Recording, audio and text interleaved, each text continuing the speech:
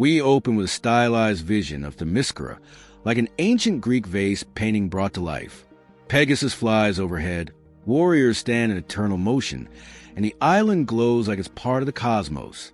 A voice asks, "How do you imagine Themyscira?" Diana's answer is simple but haunting. For me, it was ever-changing.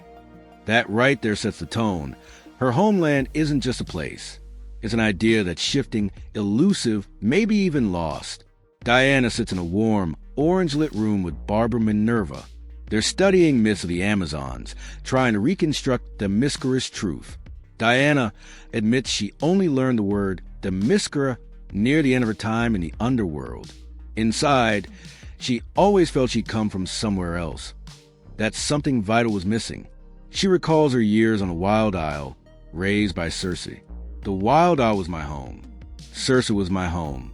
But I yearned for another place, a secret that lived only in me. Circe couldn't even say Amazon aloud. The gods had banned the word itself. So she taught Diana everything through symbols, riddles, and silence, because even Hecate feared Apollo's spies. That's some deep-cut Greek myth tension right there. Diana explains that for her, Themyscira was never fixed. It lived in her reading, her curiosity, her love of learning, falling in love with stories, getting lost inside them. That was Themyscira to me, even before I knew its name. Barbara listens in awe, sharing mythology like archaeologists of the soul. Their peace doesn't last. An alert flashes, explosion in Reno, possible supernatural origin. The building literally shakes. Papers fly. Diana stands, calm but focused. "Forgive me, Barbara. We'll have to continue this conversation later." Outside, the sky turns crimson as a streak of red cuts across it. Cut to Reno, Nevada, chaos, smoke, and one voice in the crowd shouting. It's Wonder Woman. But something's wrong. There's a dark presence watching from the wreckage. Diana can feel it. Something unnatural, something desperate and dark. The mystery begins. Wonder Woman, armored like a mythic knight, senses something stirring in the shadows. Something alive. Something angry. Lightning crackles across the sky as the dark presence rises from the wreckage. Her words are calm but uneasy. "Trusted friend, I think we're going to need more than blades." But this time, there's no response, just a shriek of energy tearing reality open. Diana summons her axe, instinctively taking a battle stance, and immediately doubts herself. Strange, she thinks. It's unlike me to reach for a weapon so quickly. Perhaps this inescapable feeling of darkness has already compromised me. That's the key theme here. She's not just fighting something. She's fighting what is awakening inside her. When the two forces collide, the explosion is pure color and chaos. Blue lightning arcs around her armor, cracking through the darkness. A clash of willpower versus infection. Try and make peace. Diana reaches out mid-fight. "Apologies. I did not mean to accelerate this situation. Can you understand me?"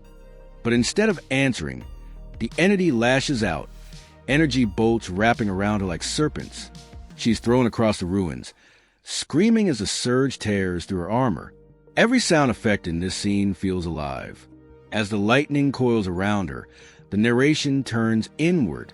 It's hard to think clearly. The anger in my thoughts is palpable. She questions herself. Is this something dark inside me being forced awake, or something dark being forced upon me? And that's where this issue hits psychological gold. Wonder Woman, the symbol of truth, can't even tell whether this evil is internal or external. Her weapon clatters to the ground, useless. The thing in front of her doesn't attack like an enemy. It behaves like a disease. The walls around her crumble under the force. She's buried under stone and dust, struggling between instinct and fear. Everything in me tells me to run away or to kill. And right there you feel it, the loss of balance between compassion and rage. But Wonder Woman is not one to break. She rises from the debris, hair wild, eyes glowing with divine fury. "I cannot lose myself," she says, steadying her breath. The entity retreats, a streak of energy vanishing into the night sky. Yet the aggression inside her pulls like gravity. The aggression, I feel, makes it impossible not to give chase. And so she does, armor blazing red, wings of dust behind her. Is that its plan? She wonders. Does it even have plans? Her silhouette cuts through the night as she chases the darkness into the unknown. We return to the Hieron, that serene sanctuary in Gateway City. Steve Trevor stands by as Diana removes her helmet, her expression weary but composed. He asks, "What was it?" She answers quietly, "Unclear. I either lost it or it dissipated somewhere over the Pacific. Reports say whatever was affected the population. Aggression, madness, but it faded when the entity vanished. No deaths, just chaos. For a moment, peace settles." Diana says softly, "Praise the goddess." Before Steve leaves, she blesses him. "Be careful out there, Stephen. May Hecate protect and keep you." He nods. "And you, Diana." The research sanctuary glows with candlelight and fatigue. Etta Candy lounges with tea and sarcasm, the perfect contrast to Diana's armored intensity. She jokes that the Reno thing gave off serious bad vibes. Diana, stone-faced, replies, "I have neither experienced nor read of a creature like this before." That line lands heavy, because if she's never read about it, it's not in any myth. Etta half smiles. "Why does that not comfort me?" Despite exhaustion, Diana won't rest. "My time will never be free of interruptions," she says. "We must make the best of what we have." So she and Barbara Minerva dive back into research. They pore over ancient texts depicting Amazons battling sea serpents and dragons, myths rendered in that black and red Greek pottery style that mirrors the issue's opening. Minerva explains that archaeologists found armor and weapons, but no skulls or skeletons. Diana listens, eyes shadowed, sipping tea like it might keep her grounded. Barbara shrugs. Theories range from they never left the earth behind to they couldn't be killed. For a moment, quiet awe. Maybe they weren't stories at all. Maybe they were warnings. News feeds hijacked the air. Objeto extraño reportado sobre Uruguay. Diana instantly snaps to command mode. Hieron, translate and diminish original audio. The voice reports, for an object above La Paloma, Uruguay, a being made of pure energy. Her friends look worried. Etta half jokes, "Since when did literal bad vibes become your beat?" Diana's already moving, armor clasping around her as she runs past them. Witnesses describe a brightness like lightning. The feed continues, and a feeling of darkness. That last phrase makes her pause. The exact same signature from Reno. Cue that rising percussion track as she leaps into the sky. We cut to a shoreline lit by flames. A lighthouse burns bright against the ocean night. "I cannot see the creature," Diana narrates, "but its destructive handiwork is obvious." She joins firefighters trying to save the structure, using her bracelets to redirect the flames. But the thing is there, somewhere within the smoke. If I don't act fast, they'll lose the lighthouse. She calls out in ancient tongue, invoking the gods as waves of energy explode outward. The fire dies instantly, leaving steam and shattered glass. She feels the energy trail snaking through the city, a burn that's as emotional as it is physical. "This creature leaves a trail of destruction, both physical and emotional," she narrates. "And to what end?" She leaps across the rooftops, chasing green lightning through smoke. Does it seek something? So far, this all feels so random, so pointless. Then there, a flash of movement. She prepares her weapon, then stops herself. No weapons. Whatever power this creature has, it's infected me in close proximity. I must resist. Green energy erupts again. Diana takes the hit full force, sent crashing into the sand. The arc gets quiet, ashen grays, muted blues. She pushes herself up slowly, mud clinging to her armor. Then a small voice. A little girl stands at the edge of the scene, holding a toy octopus, watching the goddess of truth bleeding and broken. Diana meets her eyes, a moment of pure humanity amid chaos. The page ends with a roar echoing across the beach we open on a blurred geography. The Hieron hums with reports pinging across the globe. Every few seconds, a new flare of energy, a new disaster. The voice of lists locations like a grim prophecy. Dominican Republic, Verón. Merida, Mexico. Waimea, Hawaii. Each cut shows Diana mid-flight or mid-punch, her armor cracking as she hurls herself into yet another storm of living lightning. It's relentless. No rest, no clarity, just endless pursuit. When she finally crashes back into the sanctuary, she's furious. This thing is infuriating. It's impossibly strong, communicates nothing, and the closer I get, the more it brings out the worst in me.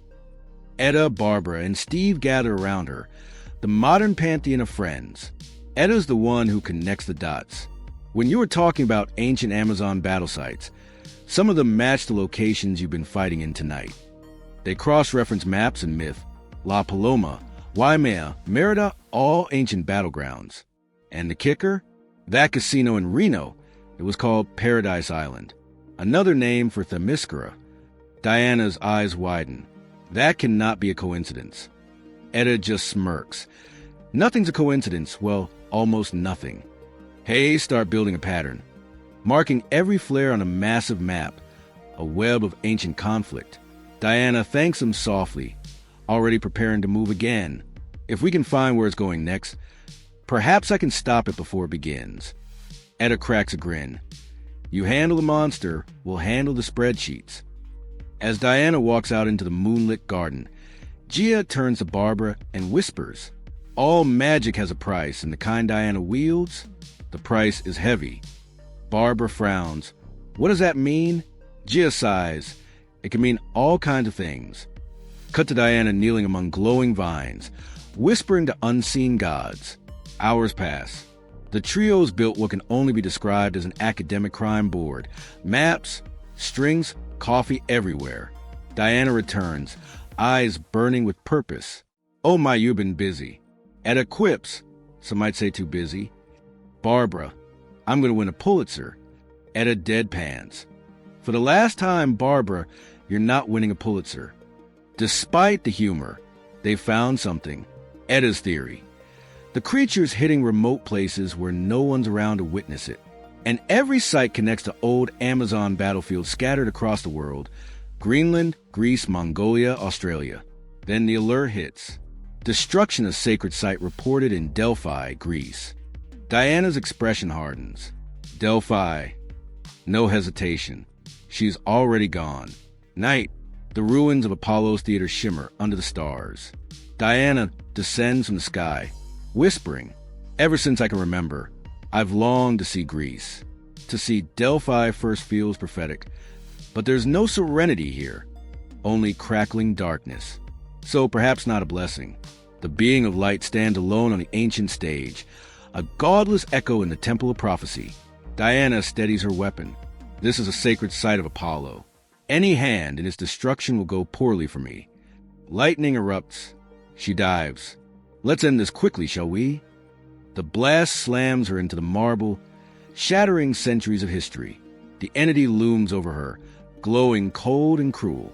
Foolish girl. Diana thinks. The ancient stones of Delphi explode as Wonder Woman crashes to ground, bruised, gasping, and surrounded by the echo of her own failures. Lightning dances through the ruins. The once holy site of Apollo burns with divine outrage. She lies there, staring up at the heavens, whispering, is this it? Am I defeated by a creature with no name? Was I naive to believe myself blessed or worthy? The narration cuts between her despair and Gia's earlier warning. All magic is a price, Barbara, and the kind Diana wields. I suspect the price is quite heavy. It hits like prophecy finally cashing in. Diana trembles, eyes widening as lightning illuminates her tears. Fool, she says to herself. It's the darkness that whispers in your ear, and then the revelation, by Hecate, it's me. In that moment, the entire issue reframes itself. The chaos, the rage, the infection of violence she's been chasing across the world wasn't following her. It was born from her. Panels mirror her earlier meditation scene. Diana kneeling in the garden, serene, now contrasted with her battered form in Delphi, surrounded by destruction of her own making. I'm the cause. Lightning gathers before her, like a storm given form. The creature, jagged, radiant, monstrous, rises from the ruins, its body pulsing with blue-white energy, its core red like an open wound. Diana steadies her sword, though now she understands. This destructive creature, it's here because of me. It's a stunning visual. Goddess and monster, mirror images across the battlefield.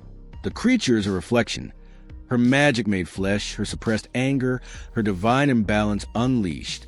It's the price the world is paying for me. And that's the story, folks.